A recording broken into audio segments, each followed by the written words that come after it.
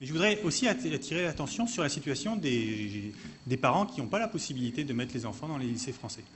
Et en particulier ceux qui sont éloignés, qui sont dans des régions où il n'y a pas de lycée ou qui sont dans des milieux anglophones au Canada et aux États-Unis. Il y a toutes les solutions alternatives qui devraient être développées et qui ne sont quasiment pas financées, qui ne sont pas financées pour être pérennes.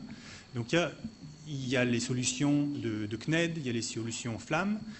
Il faudrait aussi penser à la grande majorité des Français qui n'ont pas accès, qui n'ont pas la possibilité d'aller dans les lycées, et leur donner, et particulièrement dans les milieux anglophones, la possibilité de conserver ce lien avec la langue française. L'enjeu de cette élection, il est aussi très national. Je pense qu'on a l'occasion, les Français de l'étranger ont l'occasion assez unique dans ces temps troubles politiques d'envoyer un message fort à l'Assemblée nationale et aux partis qui sont au pouvoir. Ce qui est sûr et certain, c'est que si on envoie un autre député de la majorité ou un autre député de l'opposition, c'est le statu quo garanti.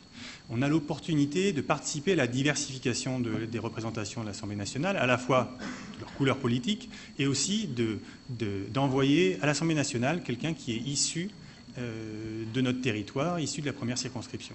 Alors, je vous invite à analyser la situation et de voir les différentes candidatures et de choisir un candidat local qui sera capable de faire partager votre expérience et d'influencer sur les lois nationales à l'Assemblée nationale, et en particulier sur l'idée qu'il faudra, dans ces temps troubles, à proche ou moyen terme, il faudra falloir que les partis collaborent ensemble.